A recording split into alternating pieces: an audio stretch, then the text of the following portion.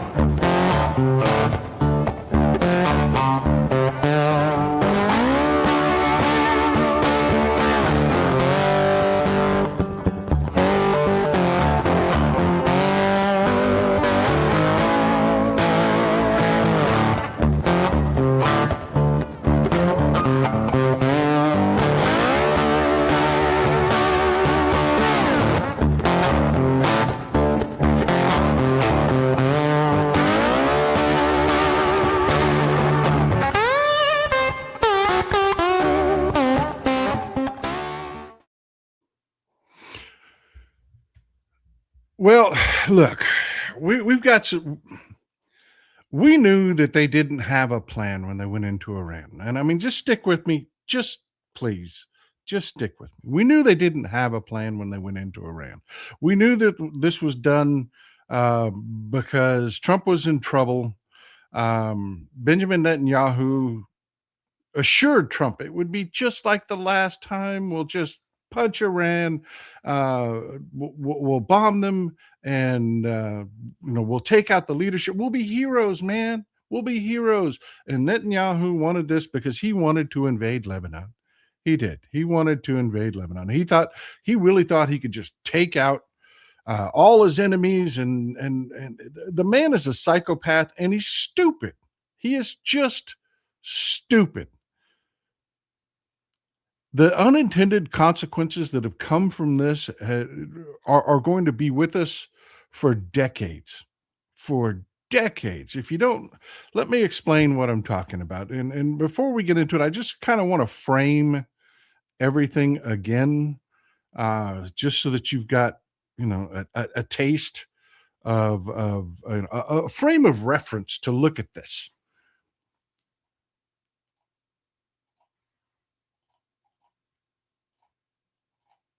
While we talk about everything that's going on, I need you to keep in mind oil prices have absolutely spiked again.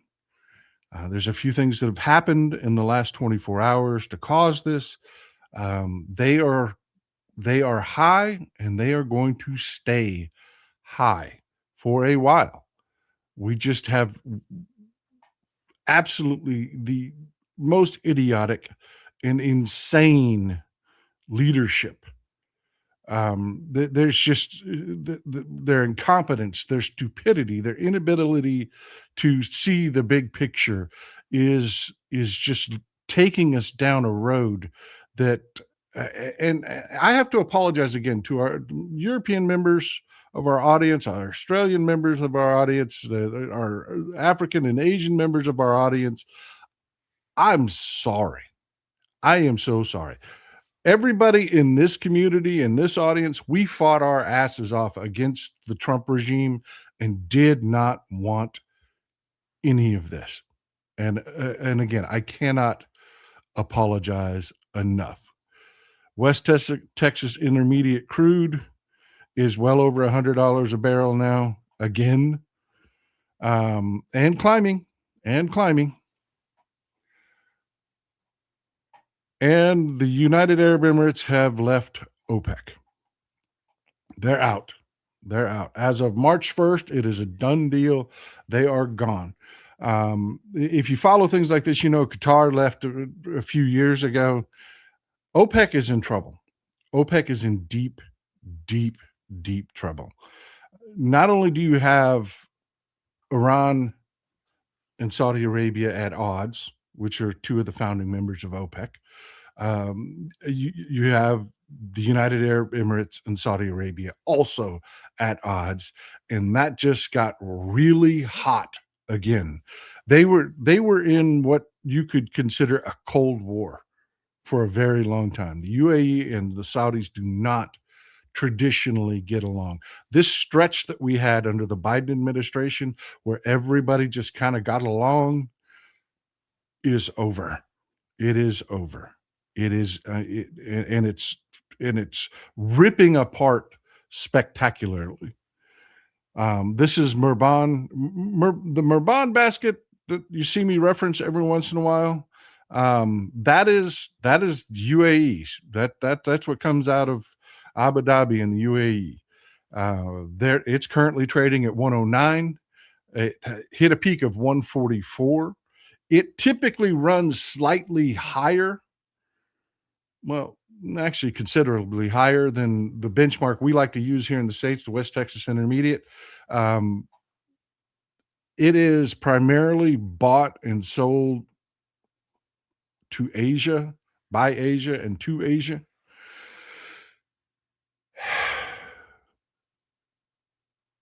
The UAE is leaving OPEC for a number of reasons. What you're hearing mostly online is they're expecting high oil prices and they want to take advantage of it. They don't want to be saddled by um, the production quotas that OPEC forces on its members. The UAE has had complaints about those production quotas. There is something to that. There is something to that in that the UAE has always chafed against Saudi and Russian control in OPEC because countries just don't comply with the quotas. They just don't. It's become almost a meaningless organization in that they claim they're going to do something. The last several times the Saudis claimed that they were going to cut production, they didn't. The last few times they claimed that they were going to increase production, they never met their goals. It's become almost a meaningless organization, and the UAE's had enough. They've had enough. And it has more to do with what's going on in Iran than it does just oil prices. Yes, they are expecting high oil prices. This is the perfect time for them to bail. There will be no restraints on them as we track the Murban basket and how much their oil spikes in price. There will be no restraints on them once this is settled. And again, this is kind of a cue towards, yeah, I'm expecting a peace deal. I am. There's just way too much pressure going the other direction for there to not be a peace deal eventually, sooner rather than later. We've talked about it before. The clock is ticking. We'll talk a little bit more about that today. And I'm trying to keep this kind of on track so that we're not dotting all over the place. But I wanted to knock that down. Yes, part of why the UAE is leaving OPEC is sheer greed. I mean, looking out for them, you can call it greed, you can call it looking out for their own self-interest. They know oil prices are going to spike for years. This is a perfect time for them to say, "Hey, we're going to sell to anybody. Nobody's going to tell us how much we can sell or how little we can sell. We're going to look out for our own interests. The tap is open." The problem is they can't get their ships out of the Persian Gulf right now. But it looks like the UAE is sending the signal that they're expecting to be able to ship sooner rather than later.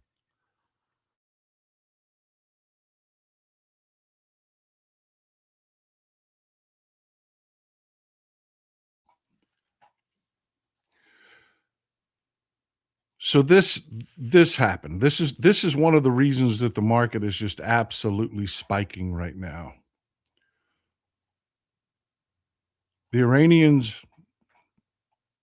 have replied to a statement made by Trump, and it is not a good reply. It is not what you want to hear. Iran threatens to, through their Houthi allies, close the Bab el-Mandeb Strait. And if you don't remember, let me remind you what the Bab el-Mandeb Strait. There are three, what in this region is known as the three gates. One being the Suez, one being the Suez on one end of the Red Sea. It's controlled by Egypt. Nobody wants to fuck with Egypt. Nobody. That gate, the Suez Canal, is stable. The other two gates were the Strait of Hormuz, which is now in complete and utter chaos, with the Persian Gulf being cut off. And the third gate is the Bab el-Mandeb Strait. Arguably even more critical, this is the Bab el-Mandeb Strait, or the Gate of Tears. It is arguably even more critical than the Strait of Hormuz. And that's saying a lot, because the Strait of Hormuz represents 20% of the world's energy supply. We've talked about it before. The historic Silk Road and the shipping to Europe from Asia, the shipping to Northern Africa from Asia, all of that goes through the Bab el-Mandeb Strait. It is the new Silk Road. If you want to say new, it's not new, but it's our modern Silk Road. Those massive shipping, those massive ships headed through the Bab el-Mandeb Straits through the Suez Canal. We've talked about that in previous shows. I just want to remind everybody of it.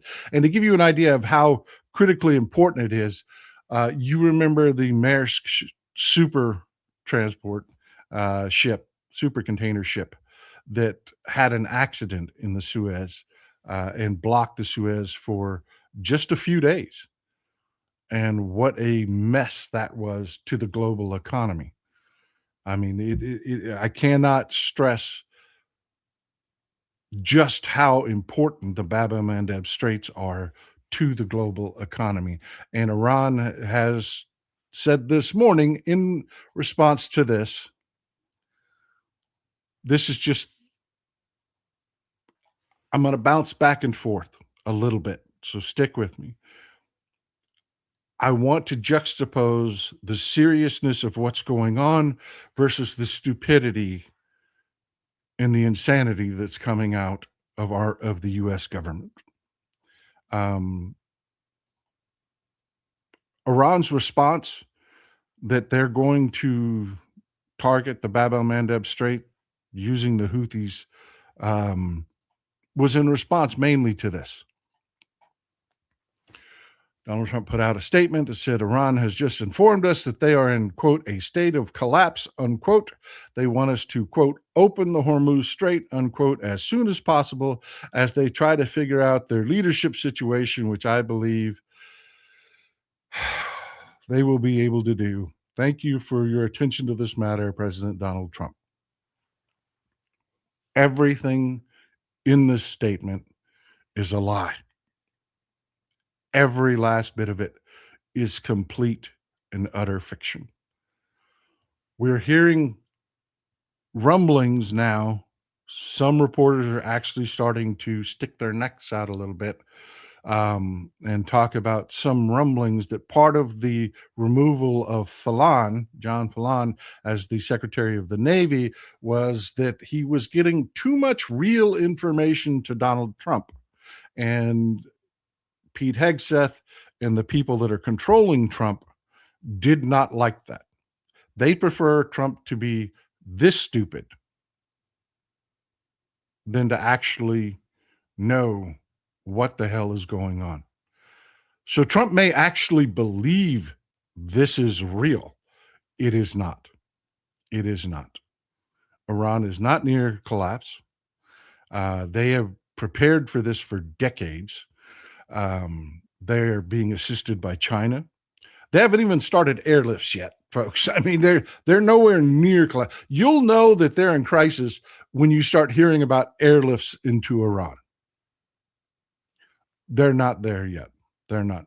Plus, we're seeing on top of that, OPEC is crumbling, um, and you're seeing real shifts, really quickly developing so let's just get into it. Let's just get into it. What's going on between the UAE and the Saudis cannot be overstated. And it's just the first major domino that's about to fall.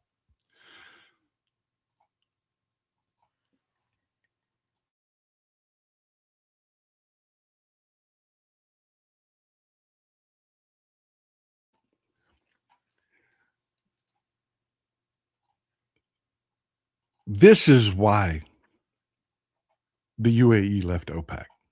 It's not just it's not just that they're going to make a boatload of money off really expensive oil, and they're really sick of OPEC being a shit organization. Those two things are true. I am not disputing that. People within the oil industry, that is the exact message they're sending. That is not the big picture.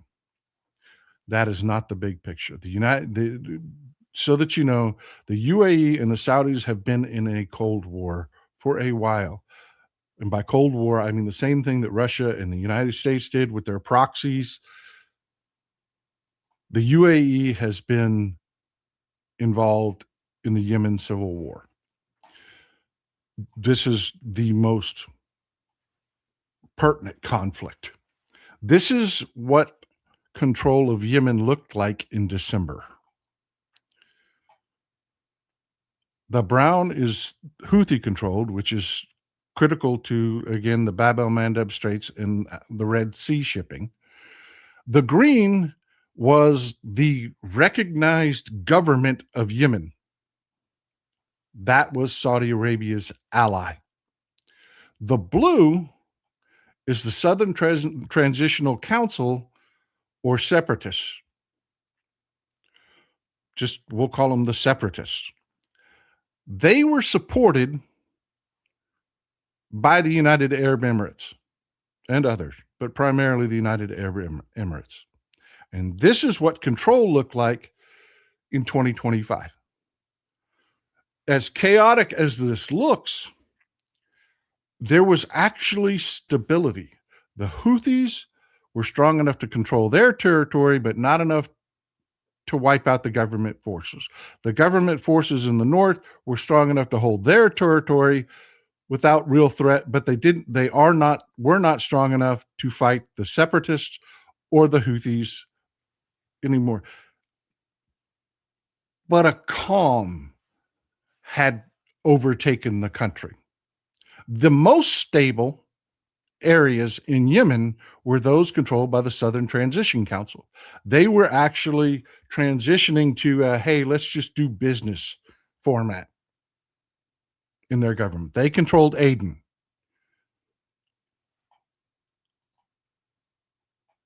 Then this happened.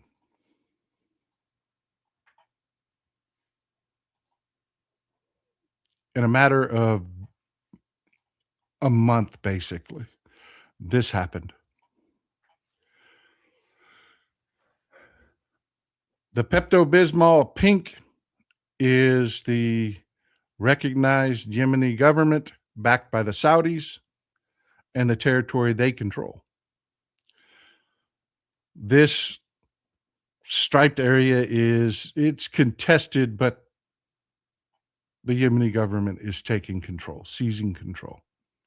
The green is the Houthis. This kind of coral color that you see, and there's a pocket here, but that is more a geographic stronghold. It's not so much where the majority of their forces are.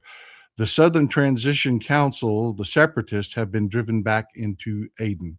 They're being driven into the sea, mainly because Saudi Arabia went nuts.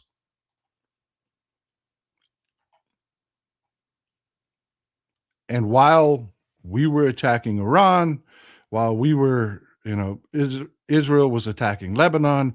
The Saudis were bombing the shit out of the separatists in Yemen, including United Arab Emirates forces and equipment that were supporting the Southern Transition Council. They were literally shooting at the UAE at the exact same time.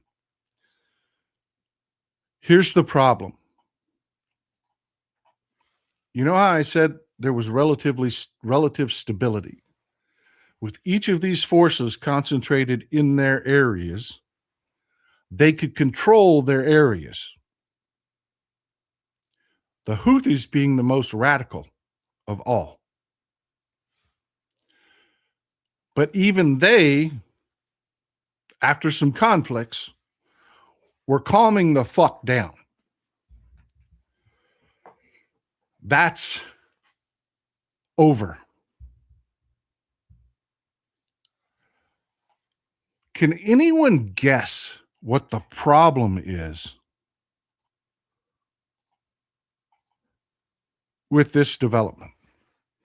With the government forces now controlling this much territory? Because it has created a massive, ugly problem. Well, I'll just throw it out there. They can't control it. They've created a power vacuum. They cannot control this territory. And this is happening.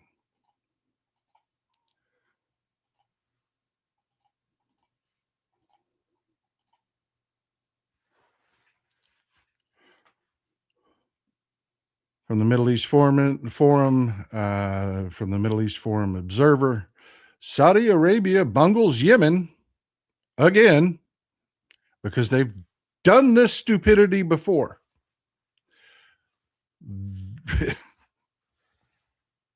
They've done this before. When Saudi forces attacked Yemen's southern forces, the separatists, they left a vacuum into which al-Qaeda in the Arabian Peninsula has resurged.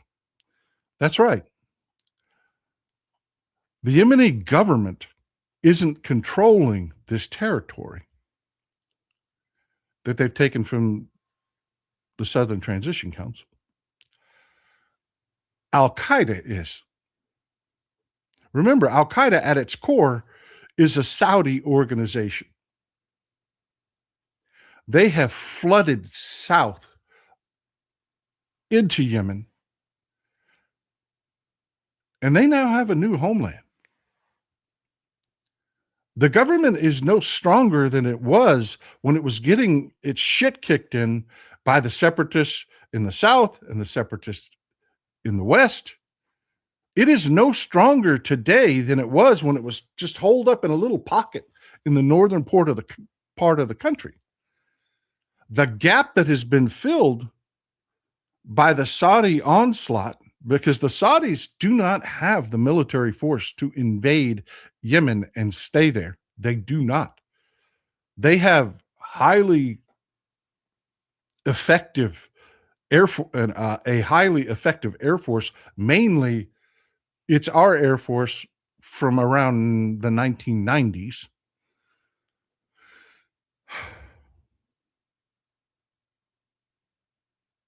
Talking about that technologically, they're kind of on par with where our Air Force was in the 1990s. So they've been able to create an opening for the government to advance, but they can't hold it. They can't. So Al-Qaeda has flooded in. What's the next domino to fall here? Iran knows this cannot continue. It cannot. He knows that. Mohammed bin Salman was an idiot here.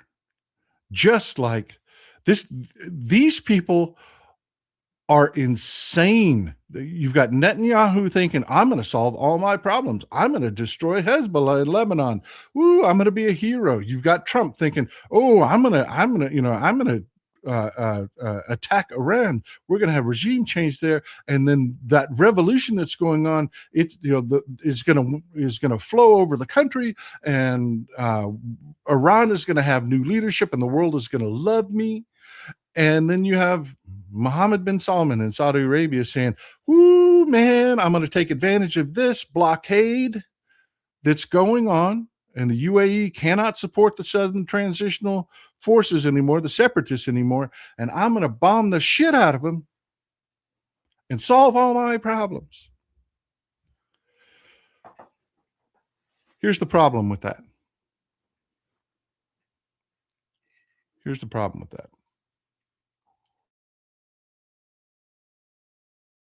None of those things are true. None of those things are true.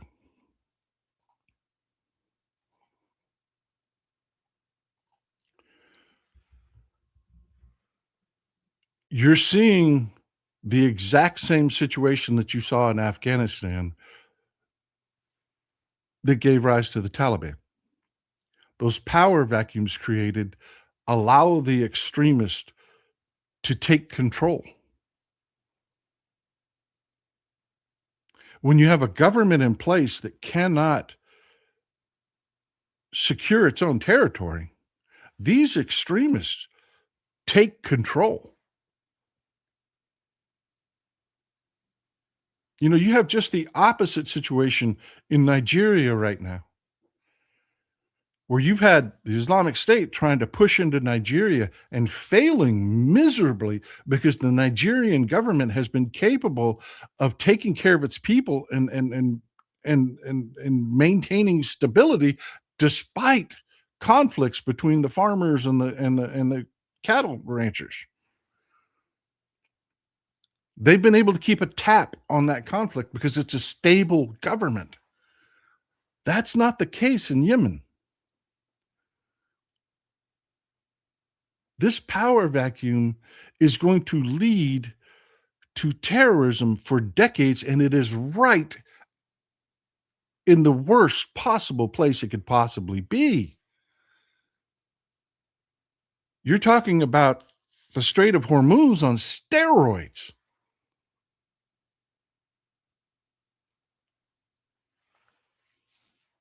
And we've got the dumbest, absolute dumbest government you have ever seen. This is real.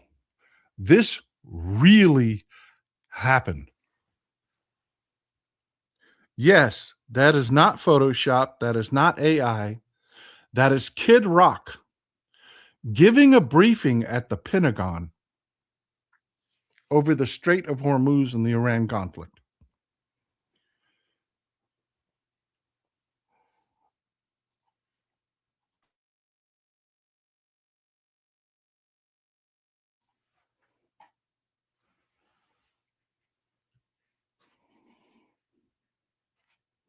Now, it's just supposed to be a feel good briefing. It's not a tactical briefing.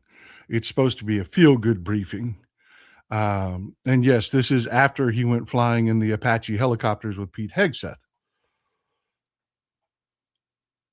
But this is really where we're at, folks.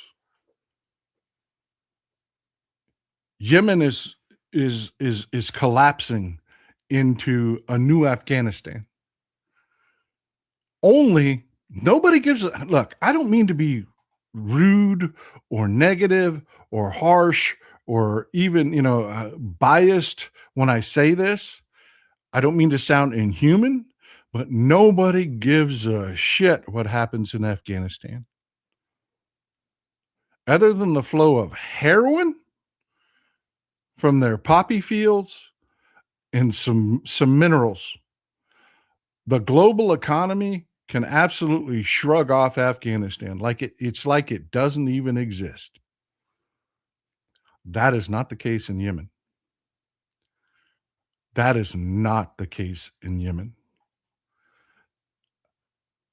I would say 40% of the global economy flows through these waters. This is the Gulf of Aden and the Red Sea. We'll back out. And just to give you an idea where it's at, the oil tankers out of the Persian Gulf headed to the Western world absolutely transit the Gulf of Aden and absolutely transit the Red Sea through the Suez Canal. Hell, folks, that was a big part of World War I, was the fight over control of the Suez Canal.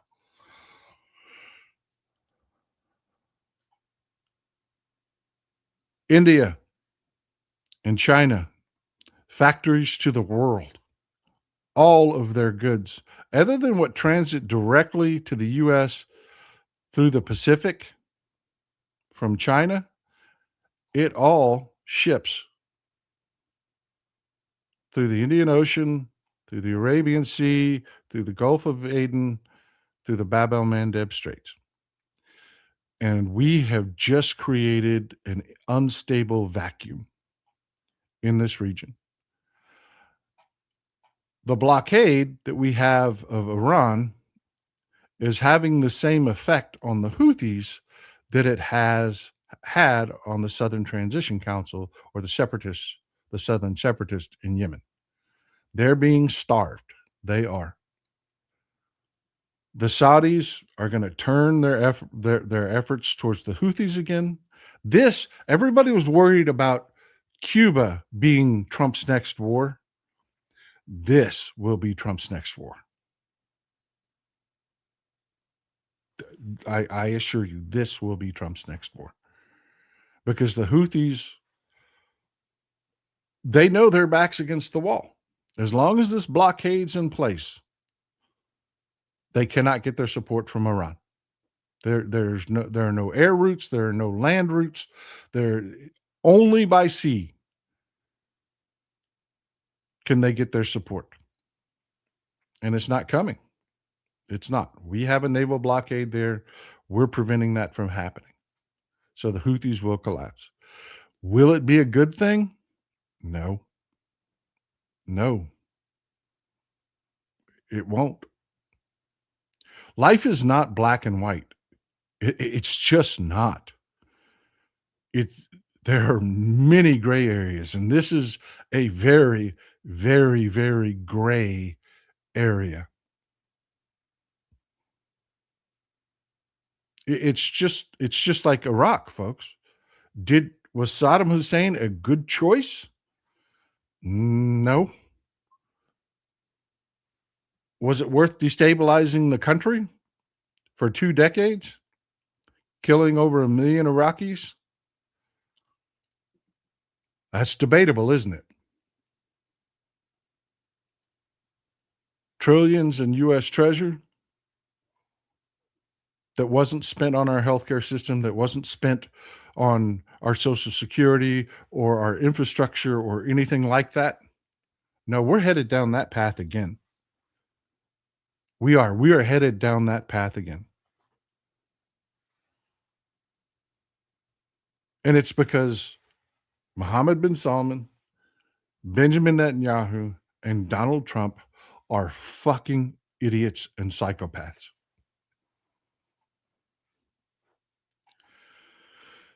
Marshall Cass, now the DOJ indicts James Comey over a picture of sea sails. This DOJ is damn pathetic and dangerous. Yeah, we're going to talk about that in just a minute.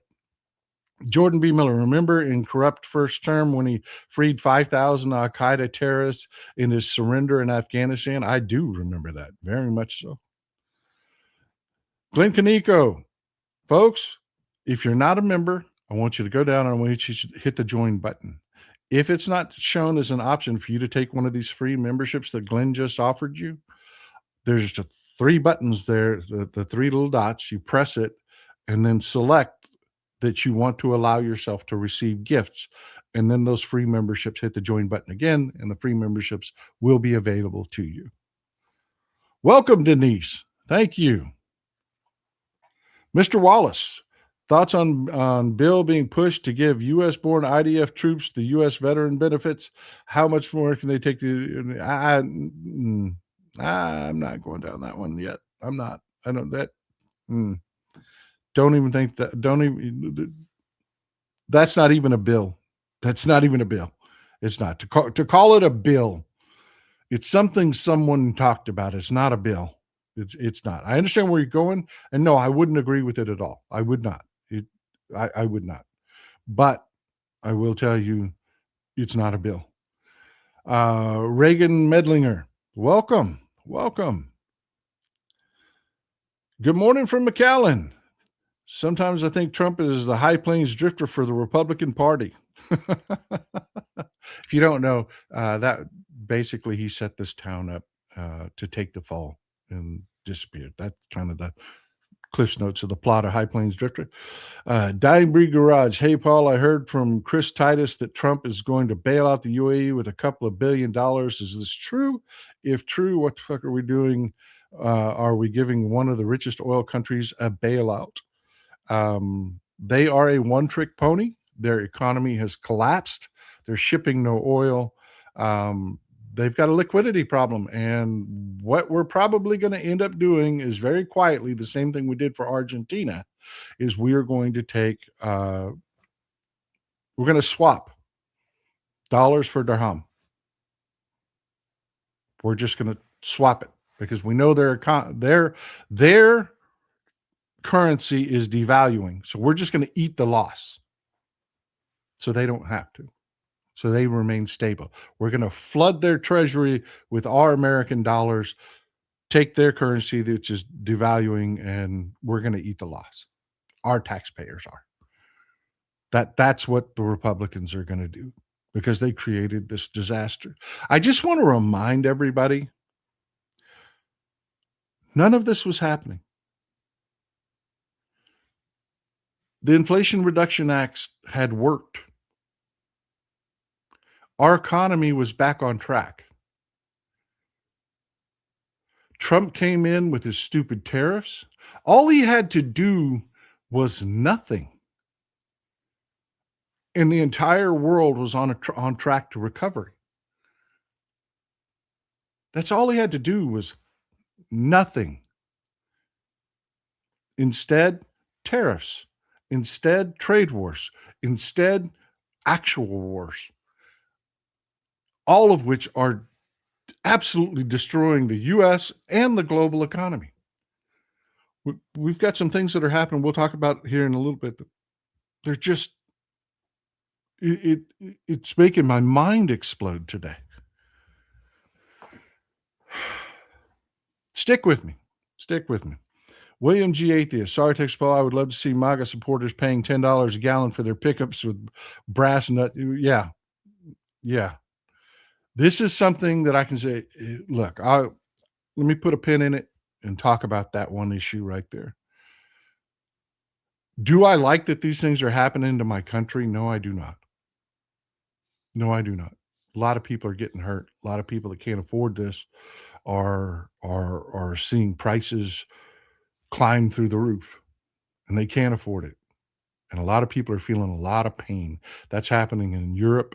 That is happening in Asia. That is happening globally. It's happening everywhere. Africa, everywhere. Australia.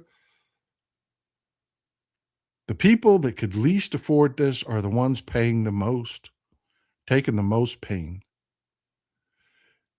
If you had to pull a silver lining out of this, it's destroying these conservative governments. It's destroying them. It's destroying the Trump regime. They have had all three branches of our government. They have had complete and utter control of the government, something that we on the left have not had since 1969. And these events are absolutely destroying them. Yeah. You could tell Cletus anything. You can make up bullshit about some guy in a ballroom that never got anywhere near the president and try to get Cletus upset about that.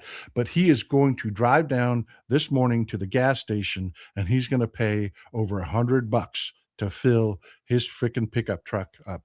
And you are not going to be able to keep his focus away. You're just not.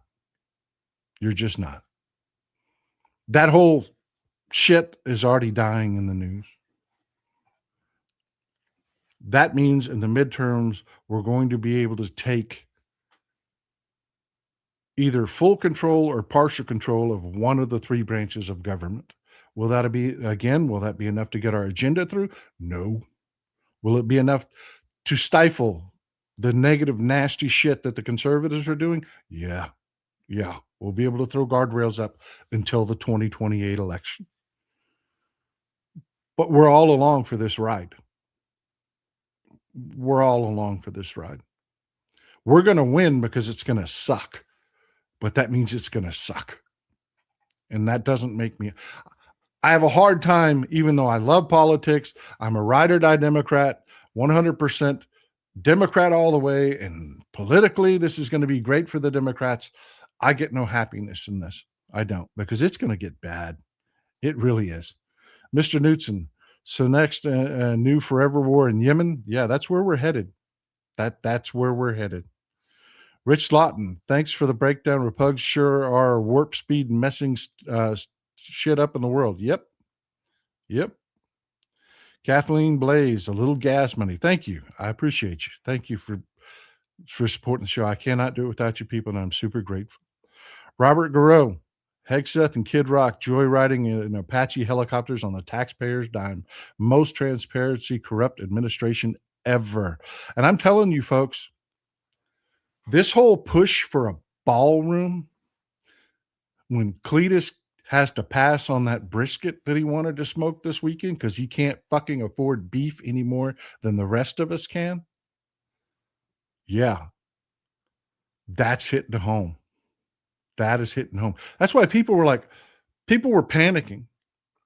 They were like, oh, look at the Republicans. They're pushing. Oh, they're trying to pass a bill, $400 billion. You notice that just kind of disappeared? I mean, it fell like a lead balloon. Let's have the taxpayers pay $400 billion for this ballroom. And you're not hearing shit about that today? Because I was like, yes, please. Yes, absolutely. Put Lindsey Graham out there telling Cletus that he wants to spend $400 billion on a ballroom when Cletus is skipping, his favorite things, drinking beer and smoking meat. That's what Cletus does. That's his two favorite things in the whole world. And both of those fucking things are 40% more expensive than they were before Trump took power. And Cletus may be dumb as dog shit, but he can see his grocery bill.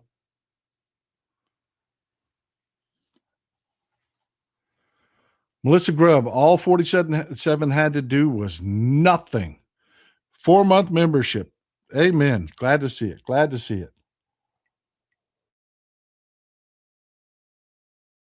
Yeah, literally. If he'd done nothing, just so frustrating. It is so just enraging.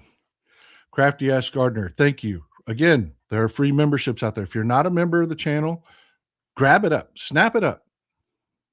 Jordan B. Miller, farmers need another massive bailout. Yeah, we're about to talk about that too. The farm bailout bill, the FISA bill, and that's moving to the floor. Netta Dahl, how long do you think other countries will continue to pay for your debt? I am telling you. We're seeing a realignment in the world order right now. We are. Chandra Patton, so tired of the idiots in power. Vote, vote, vote.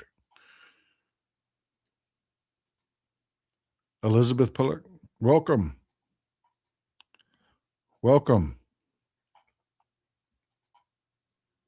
ET, it is less than 27 weeks until the general election. Verify your voter registration and deadline dates. Know your early voting dates. Get involved. We're going to have Congressman Johnson's going to join us again on Friday. I want to have your questions ready. My question is going to be to her because she's got a primary coming up. She's going to want to talk about her campaign, but I have a question for her that is non-campaign related. What I tell people is get involved. You can make changes from within the House. That's what I'm going to ask her as a member of Congress. Hey, we want to do things a little bit differently than what the Democratic Party's doing. We want to move you guys left. As somebody that's actually sitting in Congress, how do we do that? How do we do that? I know we've made changes before, but I just want you to hear from a member of Congress that yes, that is actually possible. And it is actually the most effective way to go. That's going to be a good one. Friday is going to be a good show. Melissa Grubb, anyone get a Doge check or a tariff check? Yeah, me either. So sick of the bullshit. Keep independent going. The legacy media is complicit. Amen. Amen. SG, aka SG, rather than a bailout, do you see the UAE crash the petrodollar by trading oil in yuan? That is no, no, no. I've slapped that down so many times. The petrodollar scam. That is people on YouTube talking about things that they don't understand, just trying to scare people for clicks. That's not a thing. We've talked about it before. It's not. They're going to continue to use the dollar because we're going to do more than anybody to stabilize our currency. Hell, I'm not worried about them using yuan because China has a history of manipulating its currency to keep it cheap, to actually devalue their currency. They've got a history of doing it. No, be more concerned if you want to be talk about simply as an American worried about are they trading using American dollars? Be more worried about euros. It is an incredibly stable currency. But you're not really hearing that, are you? It's always this scare tactic about, ooh, the Chinese are going to. No, the only reason that they're trading in yuan is right now there's a crisis going on, and they know they're going to have to buy goods from China directly. And China manipulates those trade. Anyways, I don't want to get into currency swapping or no, don't worry about that. By the way, hello from the UK. I think the quality of your info you provide is brilliant. Thank you. I appreciate you being here. I really do. Don't buy into this petrodollar scam thing. It is a clickbait grift. It really is. They're going to trade in stable currency. Period. That is not the yuan. They didn't do it because there was some magic voodoo that the American government had to make them all trade in dollars. They traded in dollars because it's a global transaction. You want a stable currency. You don't want to get paid in something that's going to devalue over the next 6 weeks or 6 months. You want to get paid in a currency that's going to be worth the exact same thing in 6 months that it's worth today. And we do that with the American dollar. It's one of the things that we, even to our own detriment, we will maintain a strong currency. So yeah, they're going to continue to use dollars. They are. There will be some instances, again, like I said, Iran knows that they are desperately going to need goods from China. So it makes good short-term sense for them to get some yuan in their bank so that they can buy goods from China without any kind of dollar swap manipulation going on. That's all that is. Shortness, is there any way to turn fuck you voters into thank you voters in the future? I don't want thank you voters. Thank you voters don't vote. They don't vote. I want fuck you voters. I want people to be aware. I want people pissed off. When we control the government and we're doing good things, what you're going to hear coming out of my mouth is all the way the Republicans are trying to fuck up that good thing. I'm going to keep you pissed. I am. I'm just going to keep you pissed. I am. I'm going to be honest. I'm going to tell you the truth because Republicans suck. But yeah, I know. I want as many fuck you voters as I can get. E.T., when we retake Congress, you can likely make money on betting how many of our bills will be vetoed and then overridden. Get involved, people. Amen. Well said. A couple more. We're going to get back to it. DK Walk. We're all feeling the pinch, but if you live in Fort Worth, you have a chance to vote down a $32,000 pay increase for our mayor and a $25,000 pay increase for each city council member. Vote no on May 2nd. We have next Tuesday several elections coming up across the country, a lot of local elections, folks. You need to be aware in your region what elections are coming up, and you need to participate. Dying Breed Garage. Paul, how is the Texas Senate run and governor's race? Is there a good chance of flipping Texas blue? Tallarico is killing it. James Tallarico is killing it.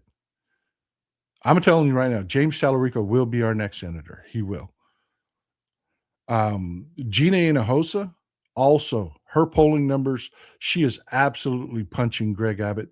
And she is, some polls show her slightly ahead, some show it neck and neck, some show it with her just barely behind.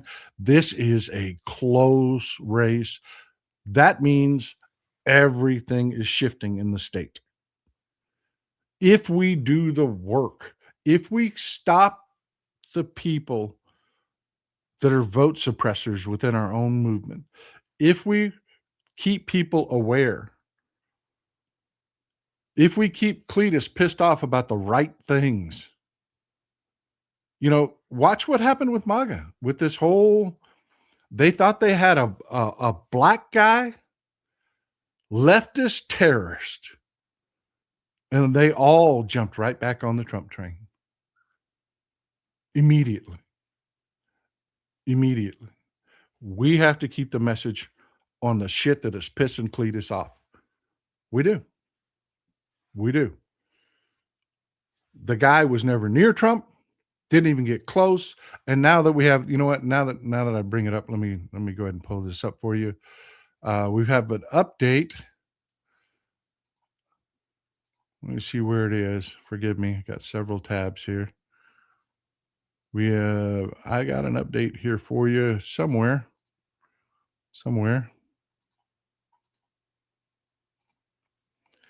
Where is that damn tab? Where is that damn tab? 1 second.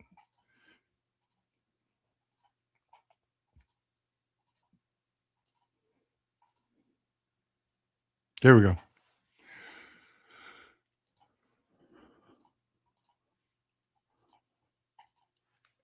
The video's out. They don't even think that guy popped off a shot. Cole Allen doesn't look like he even popped off a shot. The Secret Service guy that was shot looks like he may have been hit with friendly fire.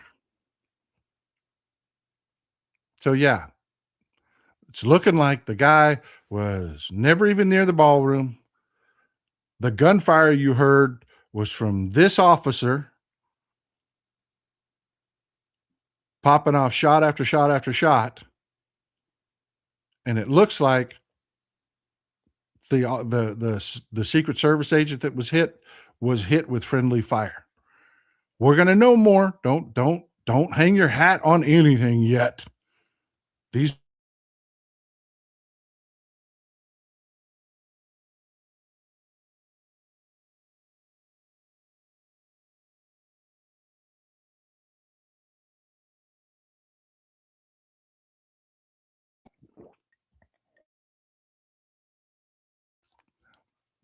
Blanche is freezing up every time they ask him about who shot, what shots in this. Oh, we don't know. Still an investigation. We don't know. Oh, yeah, the video shows 4 of them shots we know for a fact came from that one cop. There's one more unaccounted for. Where did it come from? And it's looking like it didn't come from Cole Allen. So, yeah, their whole scary terrorist attack thing is just evaporating right in front of them. JDJ 1898, Jade. I'm so glad we have you to help us understand all this crap. I am glad that you allow me to do it. Jeff Schuler, scary thought. We could have ended up with President Mullen if Cole Allen had been more successful. He was there. He was there. Mullen was there. Oh, and I did say, thank you for Jeff. Thank you for bringing this up. Accuracy is important. I said we almost ended up with President Brooke Rollins. Not true. Not true. Chuck Grassley wasn't there. And he's President pro tem of the Senate right now. We almost ended up with President Chuck Grassley. The Republican Party is packed with wall-to-wall morons. Yep. Chris Burst, Texas Paul, thoughts on LBJ, domestic policy. You know, there's a lot I like about LBJ and a lot I don't like about LBJ. That's a long conversation, my friend. It is. He did some really fantastic things domestically. You're right. His foreign policy was a fucking disaster. Martin, good to see you, brother. Here as long as it takes. 3-month membership. Good to see you, man. Good to see you. Amy, always good to see you, Amy. Amy, snap up one of them free memberships, damn it. Municipal election in Texas are on Saturday. Thank you, Amy. Thank you. For Warden, Florida, eating chicken, rice, and beans for the cause. I'm telling you, everybody's adjusting. Everybody is adjusting. Oregon wine lady, just in, the Supreme Court dealt the landmark Voting Rights Act as a significant blow on Wednesday in a 6-3 ruling. Yep. And there is a big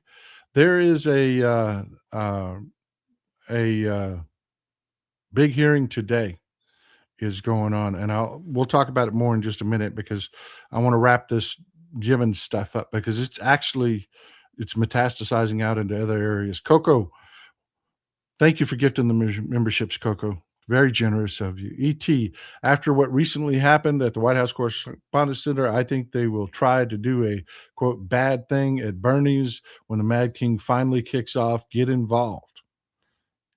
Amen. Get involved. If the shooter did not actually fire, could that result in a reduced sentence? Yeah. Yeah. But he did have, the aggravating circumstances. He was armed. And if his manifesto, and I say if because nobody trusts anything out of this government anymore, and this whole damn thing, nobody trusts. I mean, isn't that just sad? But if that manifesto turns out to be true, then he's confessed that he was attempting to assassinate the president and his cabinet. If it's true.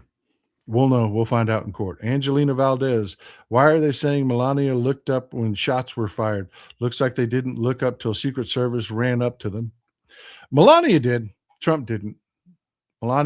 Trump sat there with a smirk on his face. Everybody's saying that shows you. Melania looked terrified. She did. Scott's. DeSalle plant coming to South Padre. Corpus still in trouble. Yep. Corpus may be the first major American city to run out of water this summer. William G. Atheist, my hope is that those diving under the tables now know how kids feel diving under their desks on a daily basis. Yep. And I got to tell you, folks, we need some leadership that will say it like it is. Just talking about school shootings for a second. We know the statistics are in. We know first month, last month. That's when the shootings happen. Very rarely do we have any violence in between. First month, last month. What's happening right now? Last month. Heading into summer, folks. This is a dangerous, dangerous time.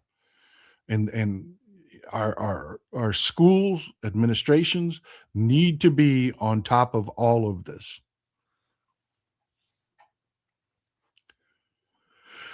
But yeah, the Dow is absolutely, what is it, 5-6 days now? It's been tanking. Everybody knows that this is happening. Everybody knows this is happening. Let's take a look at what the Dow is doing right now, this second as we speak. Holy shit, folks.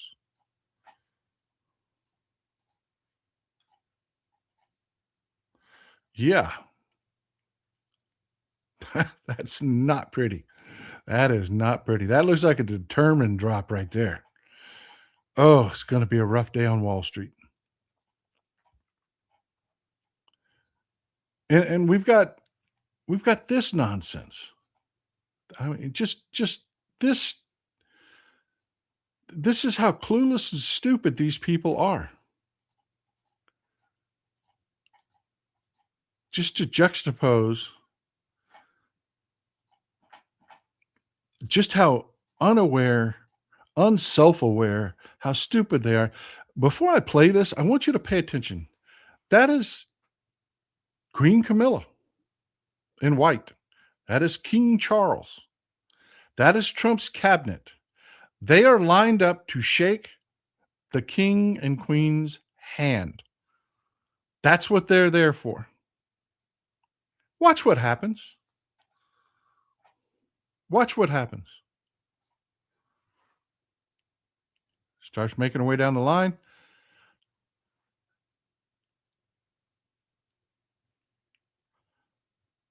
That arrogant idiot bastard steps in front of the queen. Let me play that one more time.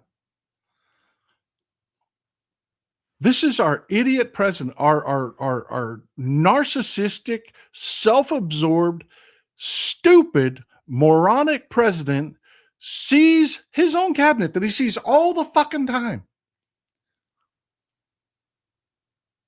It is a state visit. They are in line to shake the queen and the king's hand. And this guy cannot stand it. He cannot handle that someone is getting attention. It's not all about Trump. Watch it. Watch it. I mean, tell me this is just not just pathetic.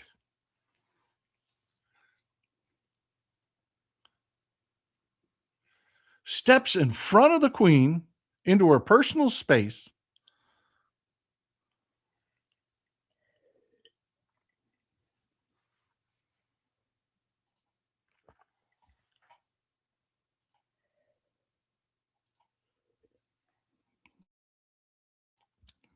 I would like to apologize to our friends from the UK.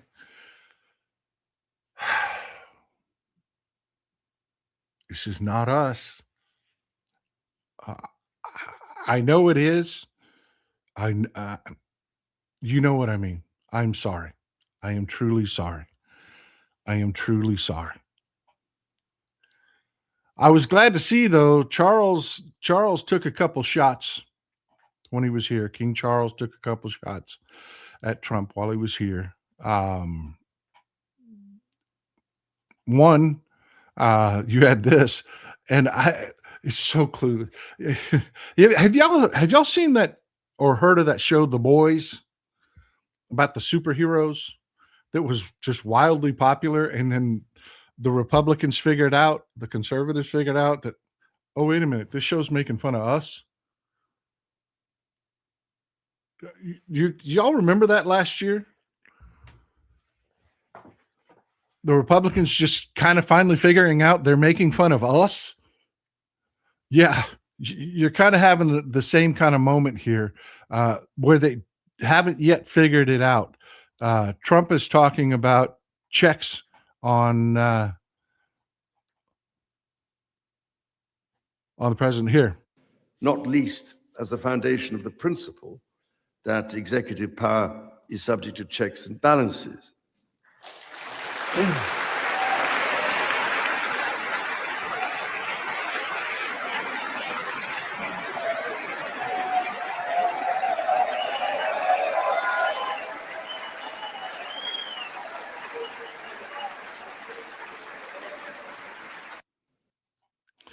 Yeah, he's punching you in the eyes, dumbasses.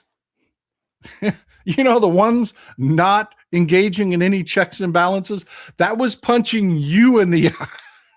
And they're all like, oh, yeah, that sounds like something we once said, doesn't it? Yeah. Oh, yeah. Yeah. It's freaking hilarious, man. It is freaking hilarious. Oh, my God. And did you see the smile on Chuck Schumer's face? Oh, my God. Oh, my God. He leapt out of his chair. Yeah. Checks and balances, baby. Oh, and then there was this quip. I don't have a video of it, but this happened. Do you remember when Trump just absolutely embarrassed us as a nation because he told the British, basically all of our European allies, but it was geared more towards the British, saying that if it wasn't for us, you'd be speaking German. Because Trump, look, this is not an anti-American statement. We are taught that we played a larger role in the war in Europe than we actually did. We're taught that we were the heroes of World War II. Yes, our contribution was important. It was. But when you want to talk about just sheer grit and fighting it out, yeah, we didn't sacrifice the most. We didn't. We didn't. No doubt our manufacturing might and the troops that and the armor and everything that we contributed was important. The air power was important. It was all important. But no, it is a misconception that we are taught here in the United States that we were the heroes of World War II. And Trump repeated that. And Trump embarrassingly said, you should be grateful because if it wasn't for us, you would all be speaking German right now. So King Charles poked him right back in the eye when he said, I'd like to remind Trump that if it wasn't for us, you would all be speaking French right now. And if you're actually a student of history, you know what he's talking about. You know what he's talking about because the French have a very what the fuck relationship with us because our independence was won from England predominantly by the French. It was. The English and the French were two major powers having an ass-kicking contest at the time, and the French decided to help us out because they didn't want us supplying the British. So yeah, our independence is greatly owed to the French, and we immediately jumped right back in bed with Britain, with the UK, immediately. And the French were like, what the fuck? I mean, history is something else if you'd actually just spend some time looking into it. And then we had another war with England right after. Oh my God. Oh my God. But yeah, that's a thing. That's a thing. That is a thing. But yeah, the misconceptions we kind of have are out there. But I just want you to juxtapose the seriousness of what we were talking about, the important things. Yeah, I haven't broken out the fact bed. Wow. The importance of the events that are happening. A vacuum is created in Yemen on one of the most important shipping channels, shipping routes there is. It is the modern Silk Road. And Al-Qaeda is reconstituted. Al-Qaeda in the Arabian Peninsula is absolutely grabbing power because of the stupidity. Because again, all they had to do was nothing. All they had to do was nothing.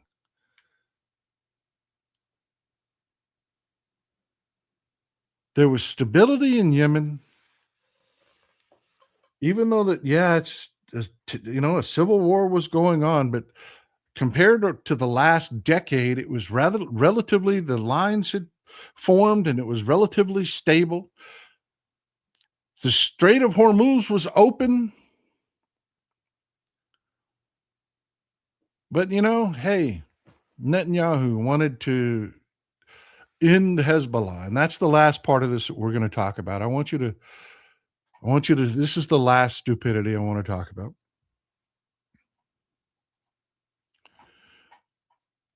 This is al-Mukalla. This is where the Saudis actually attacked the United Arab Emirates. That has led to them. Yeah, they've bailed out of OPEC, and The conflict between the Saudis and the UAE is back on.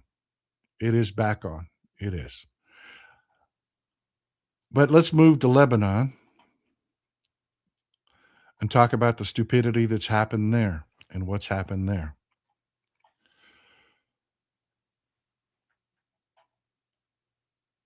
The invasion into southern Lebanon has saved Hezbollah. Let me say that again. The Israeli invasion of Hezbollah, or pardon me, southern Lebanon, has saved Hezbollah. It has. See, what was going on when I say all they had to do was nothing. See, the United Arab Emirates hates Hezbollah. Jordan hates Hezbollah. Syria is fighting right now to defeat the Islamic State and its extremists. You had the extremists being tamped down in Yemen, Oman, Qatar, Kuwait, Iraq. All of these regions, all of these extremist organizations were being just destroyed. And the UAE had dealt what many people considered to be a death blow to Hezbollah. See, they had a problem. Sure, they had Iranian support, but Iran was under sanctions. They couldn't move money effectively via Iran. They just couldn't.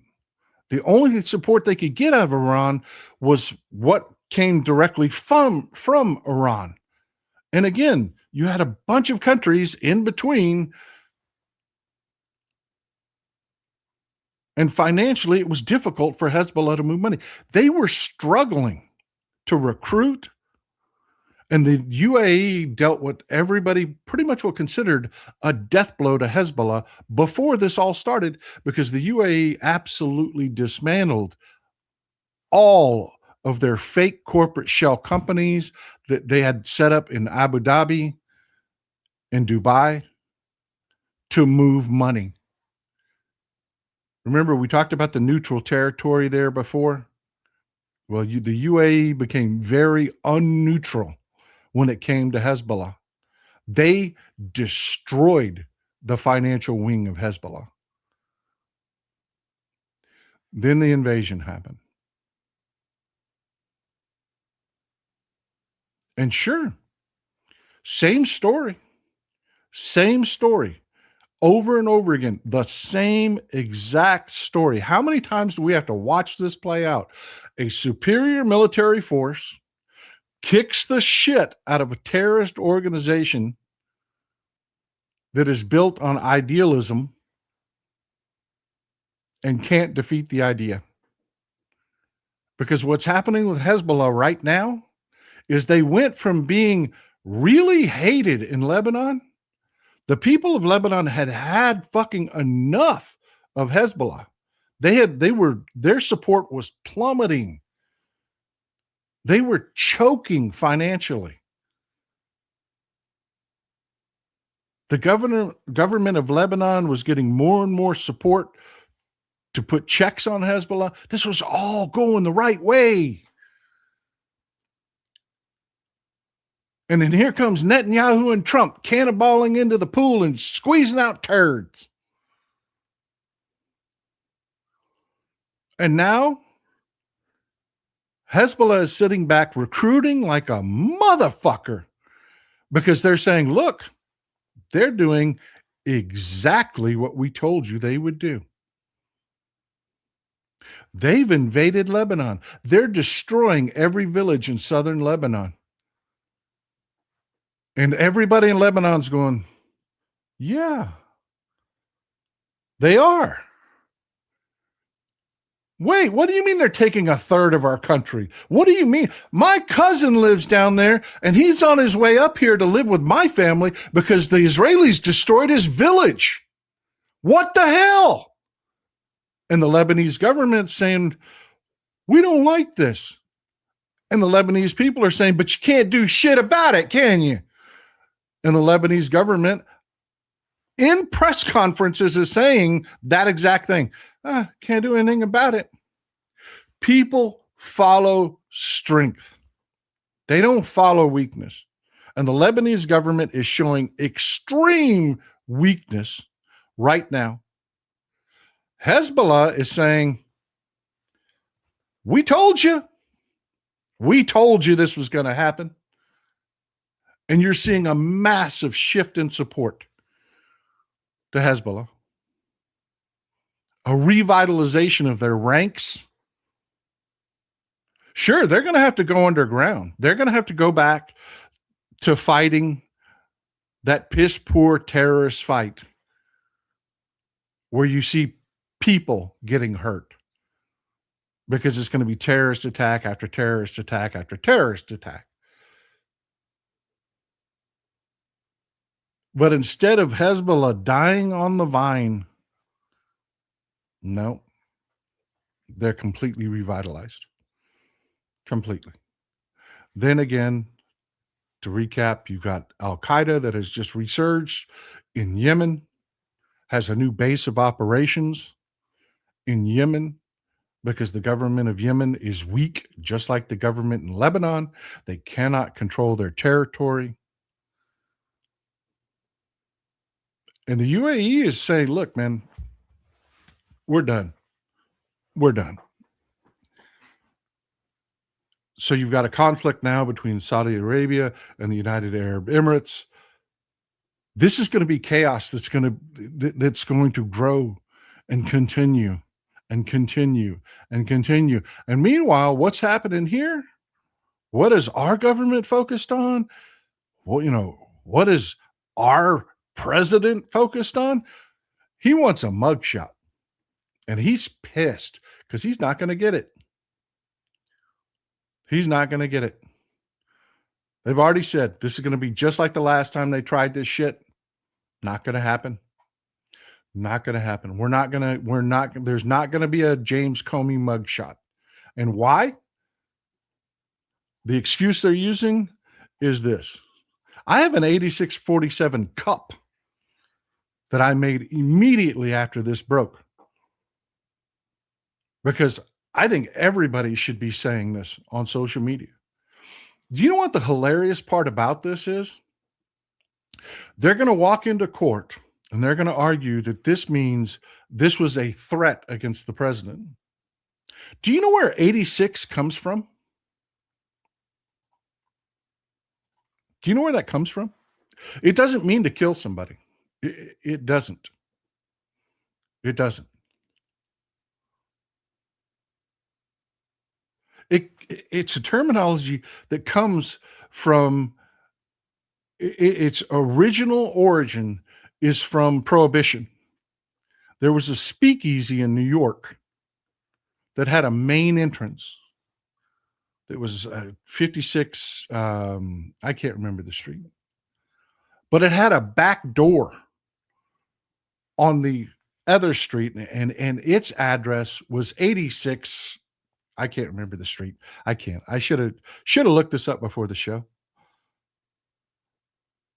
But the owner of this speakeasy bribed the cops.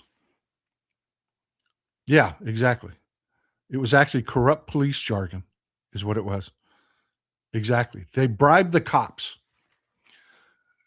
And because the cops would say, look, every once in a while, we got to raid your place, man. I mean, we've got to pretend we're the cops, the whole neighborhood knows you're running a speakeasy. We got to do something every once in a while.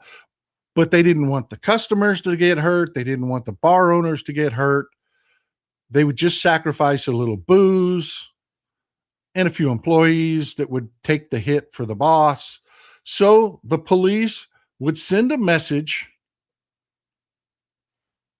to 86 the crowd, which meant to send them out the back door.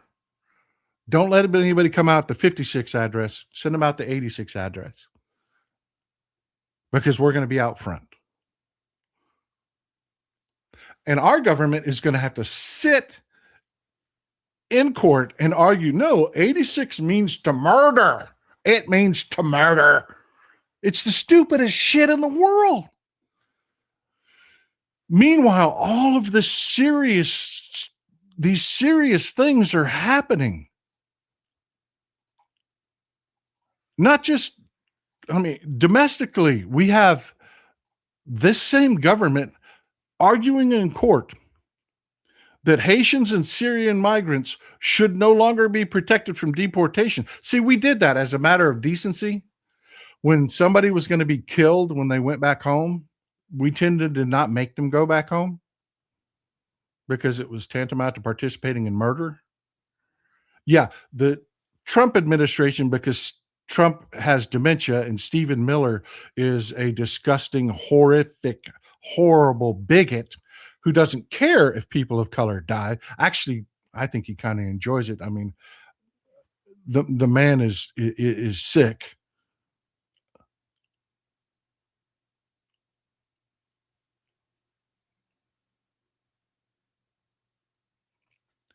They're arguing before the Supreme Court that they have to peel back the protections for the Haitians and the Syrians so they can send them home to die. Mm.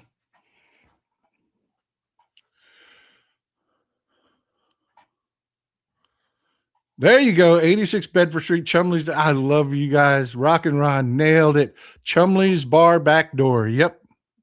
86 Bedford Street. I could not remember the streets. I can't remember the front address. It's 56 something or other. I'm probably wrong about that. But yeah, we're not the only country dealing with these complications. We just aren't. Right now, our Australian friends are dealing with a situation right now. Things are not black and white, folks. They aren't. They are not black and white. And these complications happen everywhere. But typically, you've got to have grown-ups in the room that are able to make decisions. Some of them are painful, like this. Australia refuses to repatriate ISIS-linked citizens in Syria as escape attempt fails. I don't necessarily agree with that whole escape attempt in this headline. What's going on is you had Australian citizens that joined up to fight in Iraq with the extremists and fight in Syria with the extremists. They brought their families. And now that the war's over, the families want to come home. And the Australians are saying, not so fast. Not so fast. No, we're not going to let that happen. And this is why. This is why. This is really happening. The right-wingers can never argue truthfully. They can't. They always have to do shit like this. This is what's going on in the UK right now is they're the same people that brought us Brexit, those idiots are circulating pictures of Ahmed al-Shara claiming that he is this guy. They're claiming that he's this guy. This guy is holding two severed heads. The black part are two severed heads. They're claiming that was Ahmed al-Shara and spreading it all over social media, just like you see happen on X here. It's actually here, too, in the U.S. The right-wingers that just repeat all kinds of shit, they're saying that's Ahmed al-Shara. It is not Ahmed al-Shara. It is not. That is an Australian man by the name of Mohammed El Omar. And he traveled to Iraq and then on to Syria to fight for the Islamic State.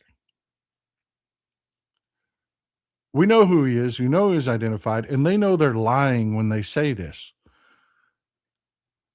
But yeah, that is an Australian citizen that went to fight. Just like we've had American citizens that went, to fight for these people. Australia is having to make a really tough choice because, the women and the children didn't fight. I mean, this is not an easy call, people. This is hard.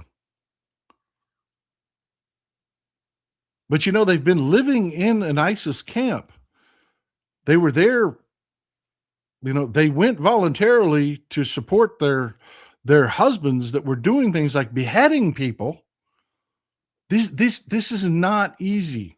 This is why you have to elect people into your government that can deal with these fucked up situations. Because, tell the truth, folks. I know you're good and decent people. I know you're saying, man, it's the wife and the kids, but you're also dealing with the radicalization. Do you invite that back home? It's not easy. It's not. It's not easy. And we've got idiots that are doing things like letting Kid Rock give briefings at the frickin' Pentagon.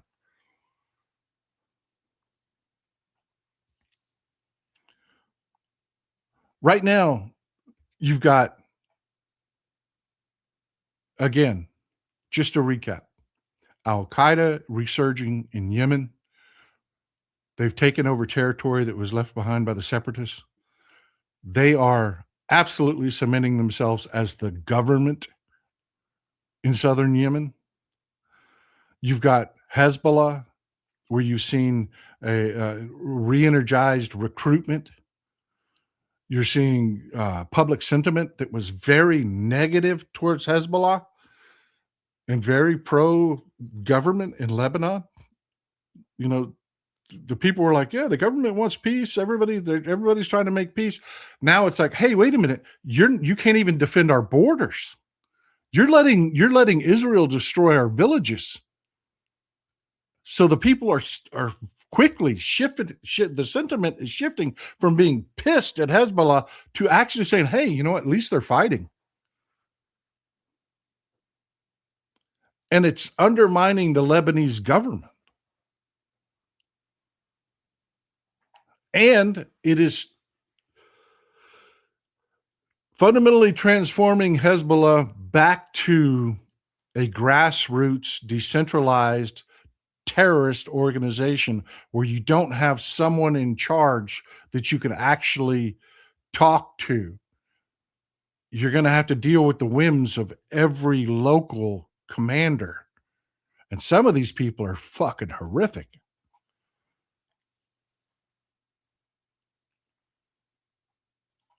And we've got Trump.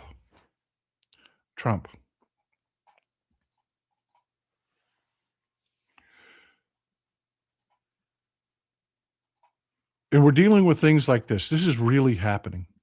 This is really happening as we speak. U.S. officials try to get a grip on risks bubbling inside private credit. Okay. After the 2007-2008 collapse, we put a bunch of regulations in place. We did. We put a bunch of regulations in place. Johnny Gotrocks responded by saying, okay, you want to regulate banks? Fine, I won't put my money in banks. And they created private credit institutions that aren't regulated like banks. And they would loan to companies and our mortgage was initially through a bank and then it was bought by one of these private credit institutions. Your mortgage may be owned by one. You don't have control over who buys and sells your mortgage. Well, you've seen what's happened with the housing market. You've seen the defaults that are happening in both, the auto industry. These are people that are loaning money like, private equity. These are people that are, and there's no regulation, no control. But just like the old derivative situation, the banks wanting to have a taste, were buying into these private corporations. It was companies like BlackRock and that were running these I don't know, off the books is the way to put it.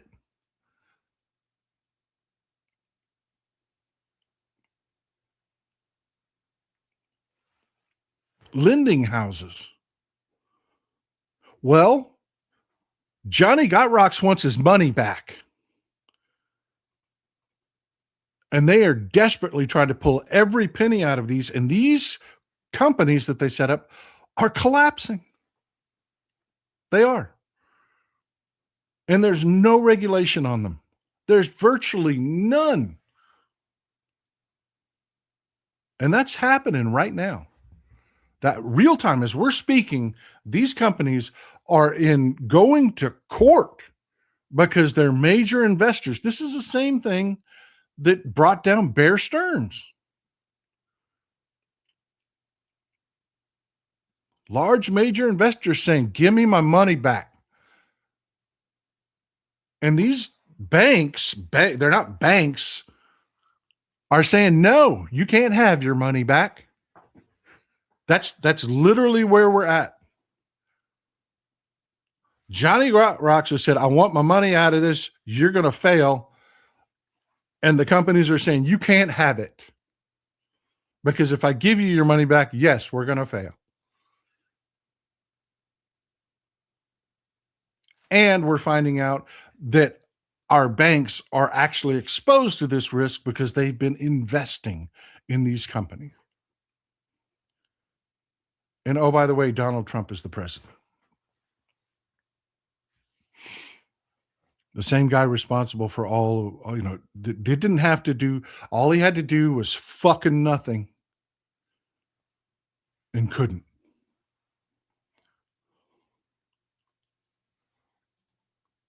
And it's not just Donald Trump. It's these idiots. It's these idiots.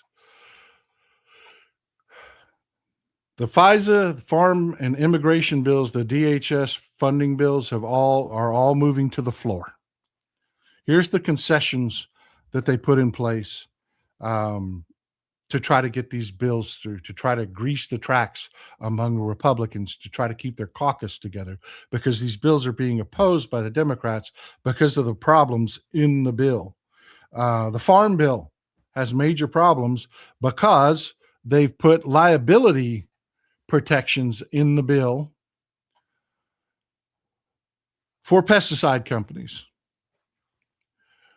They're telling states that they cannot demand that they put warnings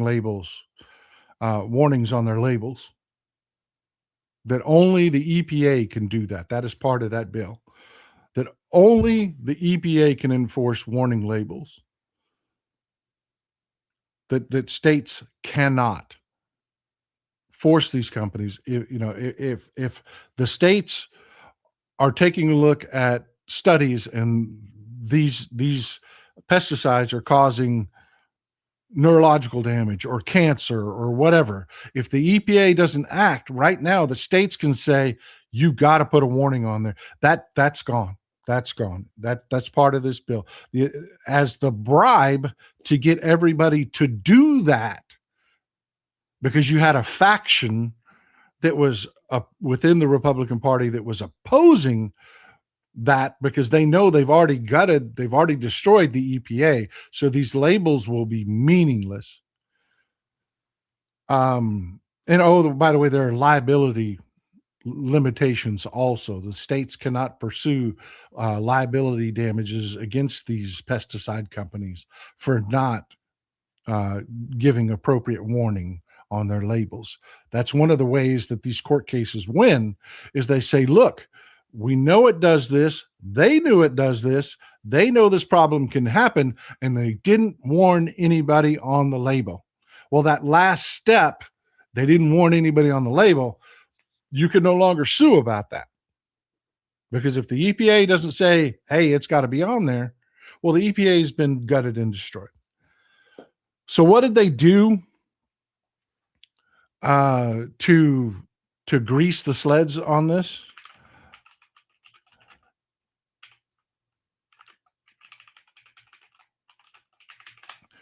What did they do to grease the sleds on this? Is they said you can run E15 or 15% ethanol in your gasoline year round. Typically, it's from the way it works now is from May through September that oil companies can mix E15 in with their gasoline. The summer blend. It's really not good to run it in the winter. There is a reason. There's a winter blend and a summer blend. It has to deal with the flashpoint of gasoline. There are several reasons why there is a summer blend versus a winter blend. They're saying you can run the E15 year round. Why? Because the farm state Republicans can take this back home to their farmers and say, look, you got fucked this year on the soybeans, but look what we brought you.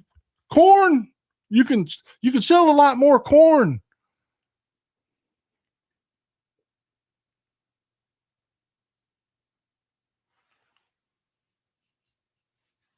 Yeah.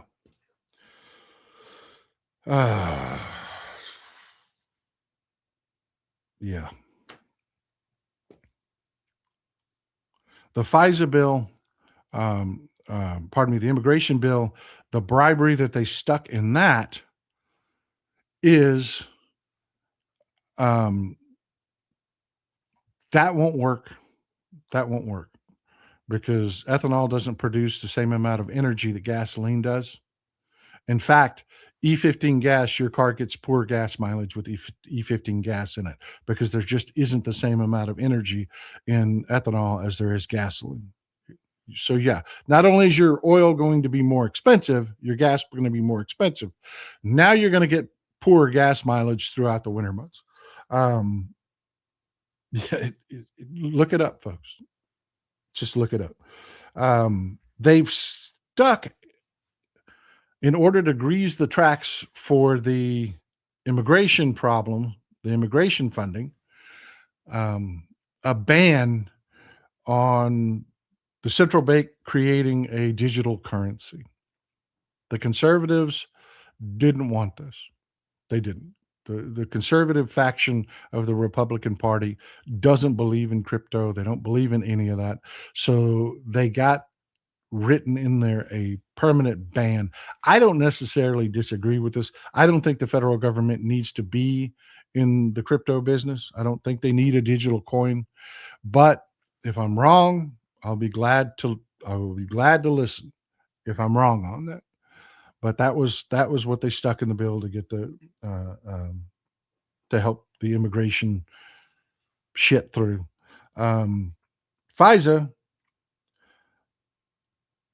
FISA's still got a problem. You've got the conservative Republicans and the Democrats are demanding that all FISA warrants, all FISA wiretaps must be subsequent to a warrant. Oversight. That's the thing that they're doing. The FISA bill's been put forward without any safeguards in it. It's looking like it might fail. It's got to go. All of these bills have to go to the floor for a vote. The Republicans can give up 2 votes. If they get 2 defectors, these bills will fail. But that's where we're at. That's where we're at. They are trying to grease the rails to get these bills through, but none of them are what you want. They aren't. Again, it's going to suck if they get them through. It's going to suck.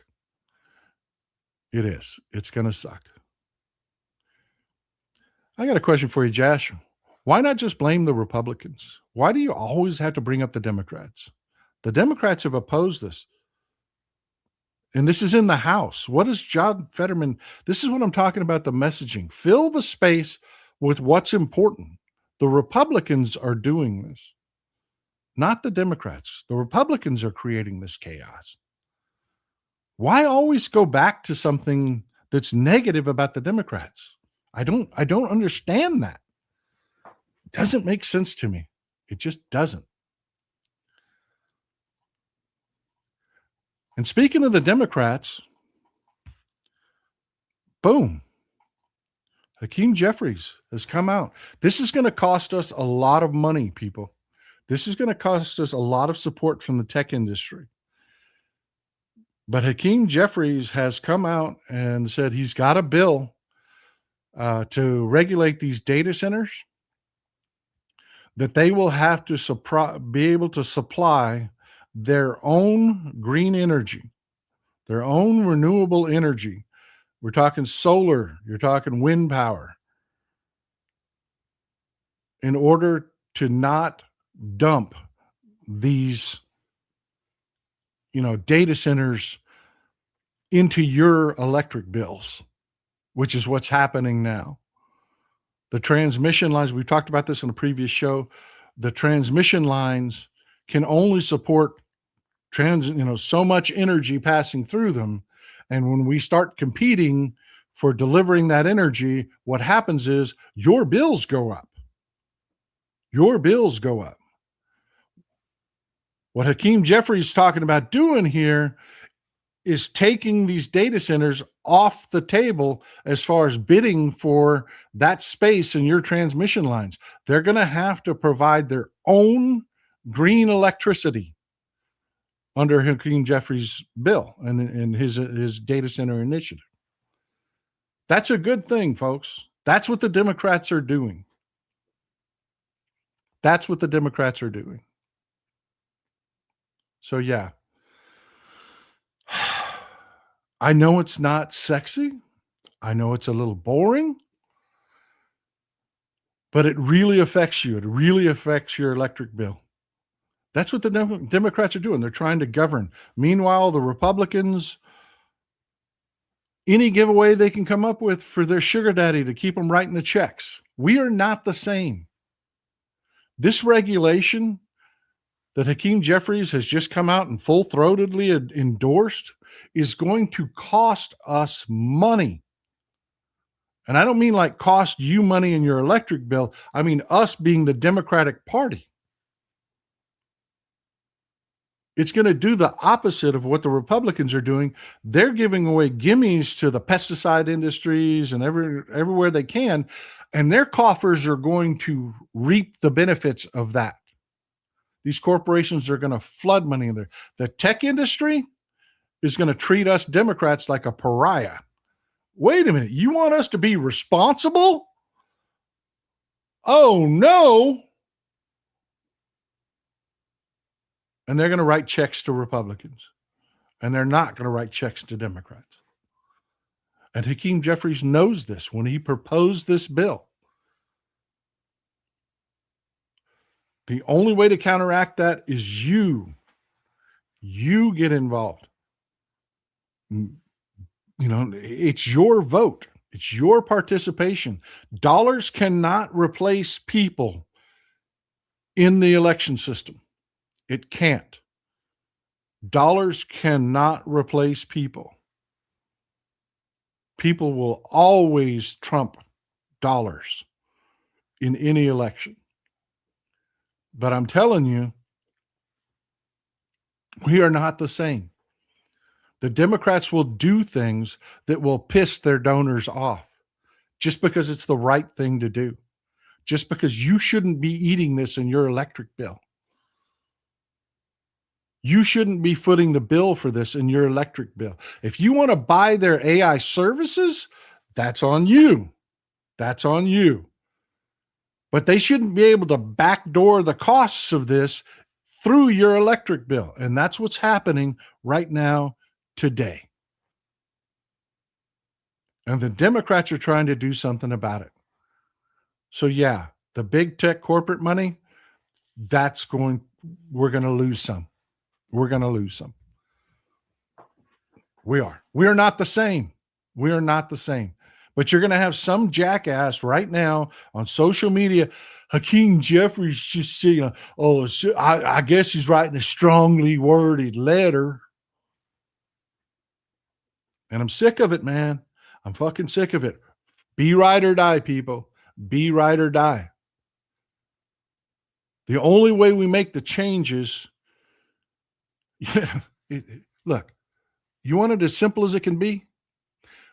We can only change shit when we run shit. I would think that this last 2 years with the Republicans controlling all three branches of government would make that abundantly clear.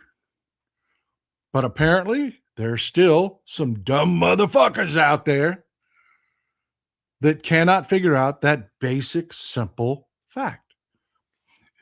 We cannot control shit if we don't run shit.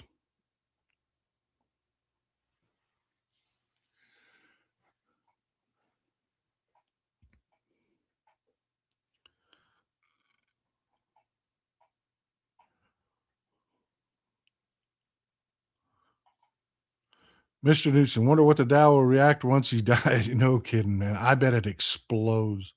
I bet it just takes off like a rocket.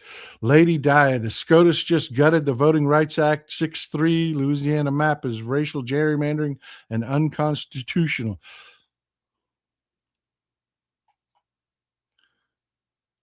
Greg Edmond, somehow I doubt that Trump knows that no British monarchs have been able to make or break laws, order tariffs or taxes, order troops to war since 1689. Yeah, I doubt he knows that. I think you're right about that. Chandra Patton, not the first time he's done that. Remember when he walked out in front of Queen Elizabeth? Yep. It's exactly what I thought about. Great minds think alike, Chandra. Great minds think alike. That is exactly what I was thinking about when I saw that video. Jamie Jimenez, welcome. Glad you're here. He's absolutely gross. The disrespect all around. Yep. 1 month membership. Glad to see you here. Mike Daly, the Dim. The king totally roasted Trump over his ballroom. Yeah.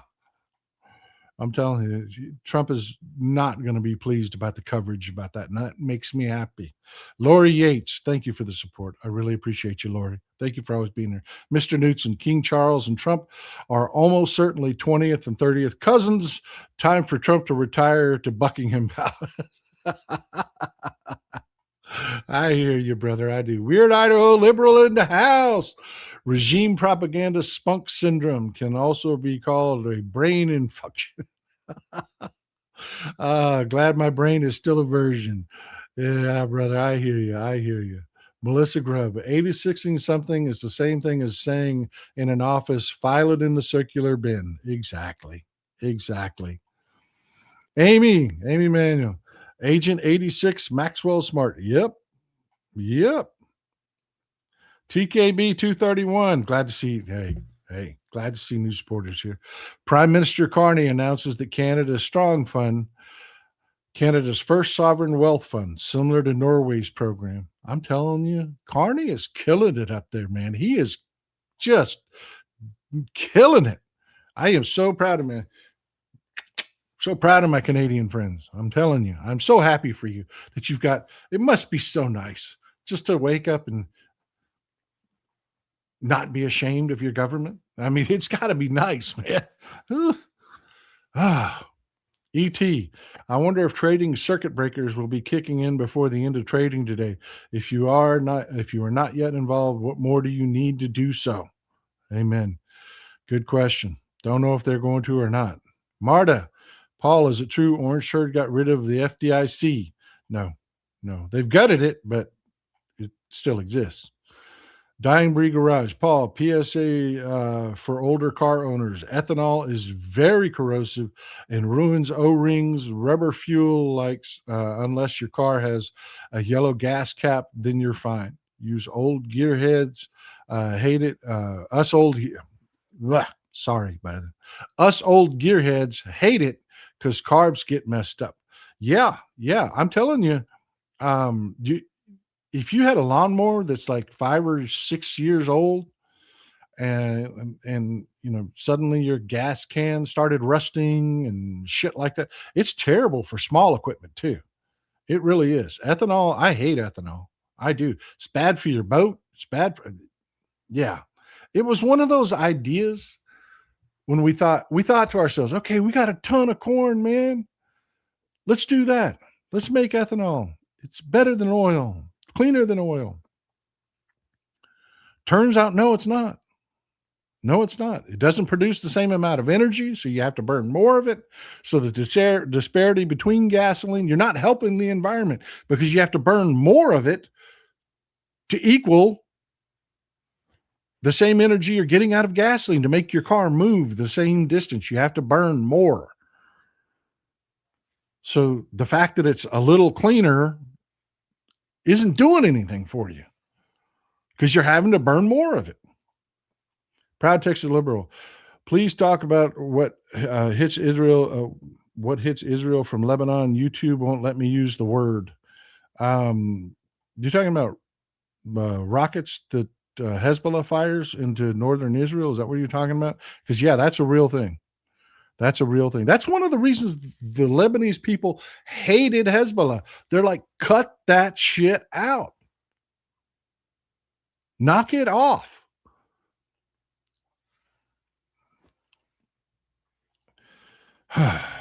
Jen Jones. Hey, Mr. P, this is for always taking up for Hakeem Jeffries. Thank you, brother. Thank you, ma'am. I appreciate you. Thank you. I appreciate you. Well, look, that's what I've got for you today. I'm going to cut out just a few minutes early. I've got some things going on today that I've got to take care of.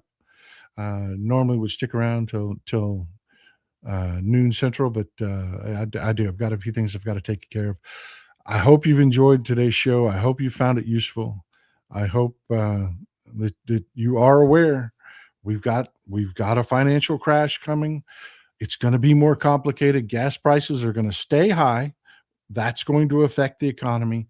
That is, all of this is forming into a perfect storm.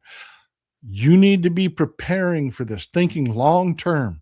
How are you going to get through this? Some of us, I know, I get it, man. I get it. Every time I say something like that, I get an email that says, yeah, some of us are just broke. We can't do it. And I get that. Sometimes you are just drug. You are just drug along. I get that. And it sucks, man. It sucks. And we all know it. Everybody in this audience and I all know it. The most vulnerable among us are going to get hurt the most.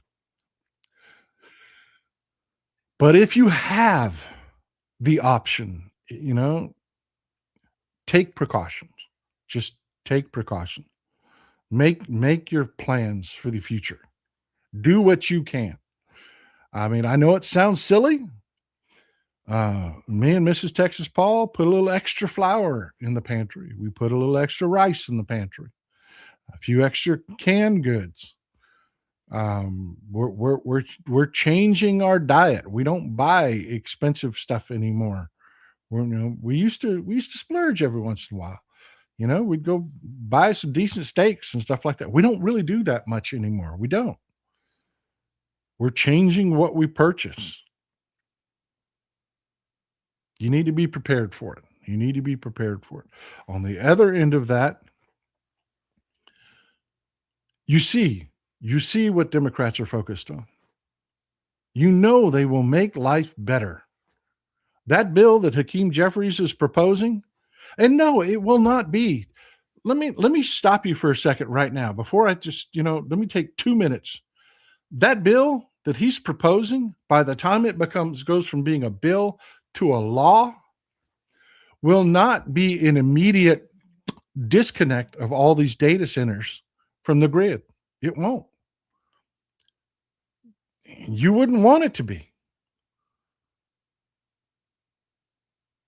What it'll be is it will be a common sense phase in where the data centers could still stay in business and still sell you the products that you want, and it will phase them off the grid over, like grown-ups would do. That's what it'll end up being. It won't be an overnight thing. I miss that. I miss that. I miss people that were like, yeah, boy, I'd sure like to tell you we're going to do this radical thing and this, but that's not the way it's going to work.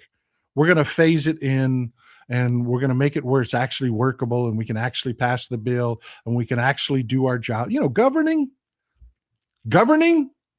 Anybody remember governing? Jesus. Whew. Ride or die, people. Ride or die.